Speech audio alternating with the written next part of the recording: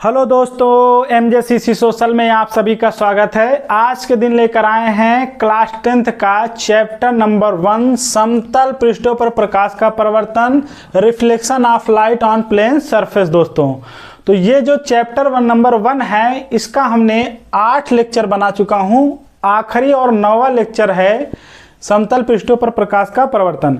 हम इसमें कुछ प्रश्नों के, बहुविकल्पी प्रश्नों के हम क्या करेंगे, आंसर देखेंगे कि कौन सा होता है। ठीक है दोस्तों, तो यहाँ पर हमने बहुविकल्पी के कुछ प्रश्न दिए हैं, लेकिन यहाँ पर हमने जो प्रश्न ABCD करके दिया होता है वो मैंने नहीं दिया हूँ, क्योंकि इसमें जगह नहीं हटता दोस्तों। तो इसीलिए हमने यहाँ पर प्रश्नों को ही लिखा है। एक प्रश्न आखिरी में हमने वो बहुविकल्पी बना भी दिया है। ठीक है दोस्तों, तो आइए देखते हैं। लेक्चर नंबर 9 है। आज से समतल दर्पण जो है खत्म हो जाएगा। समतल पृष्ठों पर प्रकाश का परावर्तन वाला जो चैप्टर है वो पूरी तरह से क्या हो जाएगा, खत्म हो जाएगा दोस्तों। तो कह रहा है किसी दर्पण से आप चाहे कितनी ही दूर खड़े हों, आपका प्रतिबिंब सदैव सीधा प्रतीत होता है। तो दर्पण कैसा है? अगर कोई दर्पण है, उस दर्पण के आप चाहे पास हो, चाहे दूर हो, चाहे जितना भी दूर हो, तो अगर उसमें आपका सीधा प्रतिबिंब बन रहा है तो वह कौन सा दर्पण होगा दोस्तों? तो याद रख लीजिए, वह केवल समतल दर्पण होगा। केवल समतल दर्पण होगा दोस्तों। कैसा दर्पण होगा? केवल समतल दर्पण होगा। अगर हम कोई भी दर्पण है, अगर वो दर्पण रखा है और उससे हम चाहे पास रहें चाहे दूर रहें, लेकिन प्रतिबिंब हमारा सीधा बनेगा, वो दर्पण केवल होगा समतल दर्पण दोस्तों। अगला क्वेश्चन कह रहा है कि निर्वात में प्रकाश की चाल होती है। निर माने नहीं, वात माने हवाएं। जहां हवाएं नहीं होती वहां पर प्रकाश की चाल क्या होती है? तो भैया वहां पर प्रकाश की चाल 3 × 10⁸ मीटर प्रति सेकेंड होती है दोस्तों। हमने इसको वीडियो में अच्छे से कवर किया है दोस्तों। यहाँ बहुविकल्पी है, हम बहुविकल्पी के प्रश्नों को तेजी से हल कर रहे हैं। कह रहा है प्रकाश की तरंगदैर्घ्य का परास होता है। अब परास माने क्या होता है दोस्तों? परास माने होता है रेंज, कि उसका रेंज कितना है। तो जो प्रकाश की तरंगदैर्घ्य होती है, जो तरंगे होती हैं प्रकाश की, उसका रेंज कितना होता है? तो दोस्तों 4000 एंगस्ट्रॉम से लेकर के 8000 एंगस्ट्रॉम के बीच इसकी तरंगदैर्घ्य होती है दोस्तों। प्रकाश की तरंगदैर्घ्य, प्रकाश का परास, प्रकाश का रेंज जो है वो 4000 एंगस्ट्रॉम से लेकर के 8000 एंगस्ट्रॉम के बीच होती है। अगला क्वेश्चन दिया है समतल दर्पण की फोकस दूरी होती है। जो समतल दर्पण होता है उसकी फोकस दूरी क्या होती है दोस्तों? तो उसकी फोकस दूरी अनंत पर होती है। अनंत पर होती है दोस्तों। जो समतल दर्पण होता है उसकी फोकस दूरी अनंत होती है, वो अनंत पर जाता है दोस्तों। 5वां क्वेश्चन है समतल दर्पण के सामने एक वस्तु दर्पण से 10 सेमी दूर पर रखी है, तो दर्पण से प्रतिबिंब की दूरी होगी। अगर कोई समतल दर्पण है और समतल दर्पण के सामने कोई वस्तु रखी है, वो 10 सेमी दूर पर रखी है, तो दर्पण से प्रतिबिंब की दूरी, अगर मतलब मान लीजिए कि यह दर्पण है, दर्पण से 10 सेमी दूर पर कोई वस्तु रखी है, तो दर्पण से जो प्रतिबिंब पीछे की तरफ बन रहा है वो कितनी दूरी पर बनेगा दोस्तों? तो हमने बताया था कि अगर कोई समतल दर्पण है तो समतल दर्पण से हम जितना दूर रहेंगे, प्रतिबिंब दर्पण से उतना ही दूर बनेगा, और दर्पण के जितना हम नजदीक आएंगे, दर्पण का प्रतिबिंब दर्पण में उतना ही नजदीक बनेगा। तो इसलिए अगर 10 सेमी दूर पर वस्तु को रखेंगे तो उसका प्रतिबिंब 10 सेमी पर ही बनेगा। अगर 20 सेमी पर रखेंगे तो 20 सेमी पर ही बनेगा दोस्तों। अगला क्वेश्चन है परावर्तन का द्वितीय नियम क्या है? तो हमने परावर्तन का प्रथम नियम बताया है कि आपतित किरणें, परावर्तित किरणें तथा आपतन बिंदु पर अभिलंब तीनों एक ही तल में होते हैं। ये परावर्तन का प्रथम नियम है। लेकिन दूसरा नियम कह रहा है, परावर्तन का दूसरा नियम क्या है कि आपतन कोण और परावर्तन कोण आपस में क्या होते हैं, बराबर होते हैं।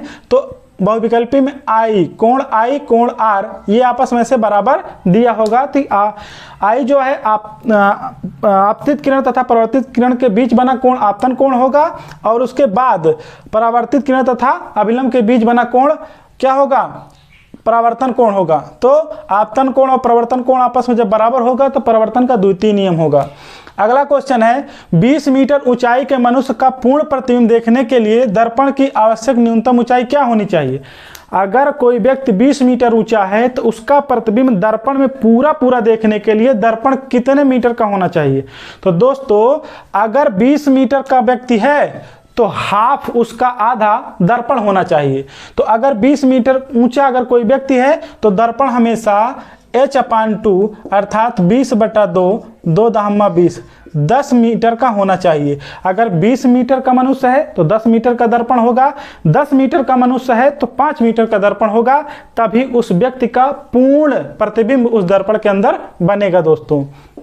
अगला क्वेश्चन है, समतल दर्पण के सम्मुख मतलब समतल दर्पण के सामने अगर 6.5 सेमी की वस्तु रखने पर निर्मित प्रतिबिंब की लंबाई क्या होगी। तो हमने अभी बताया है कि समतल दर्पण के सामने अगर कोई वस्तु रखोगे तो जितनी दूर पर रखोगे प्रतिबिंब दर्पण के अंदर उतना ही दूर बनेगा, जितना नज़दीक रखोगे दर्पण के अंदर प्रतिबिंब उतना ही नज़दीक बनेगा। इसका मतलब है 6.5 सेमी अगर दूर हम दर्पण से वस्तु रखेंगे तो दर्पण के अंदर प्रतिबिंब भी इतना ही बनेगा, अर्थात 6.5 ही इसका प्रतिबिंब भी बनेगा दोस्तों। अगला क्वेश्चन है, किसी पृष्ठ से परावर्तित प्रकाश की मात्रा निर्भर करती है। अगर कोई पृष्ठ है उस पर परावर्तित हो रहा है कोई प्रकाश की किरण, तो किस पर निर्भर करता है कि उसके अंदर कितना परावर्तन हो रहा है। तो दोस्तों परावर्तन हमेशा याद रख लीजिए पृष्ठ के प्राकृतिक पर निर्भर होता है कि पृष्ठ कैसा है, जिस प्रकार का पृष्ठ होगा परावर्तन उसी प्रकार का होगा। जितना अच्छा पृष्ठ होगा, चिकना होगा, उतना अच्छा परावर्तन होगा दोस्तों।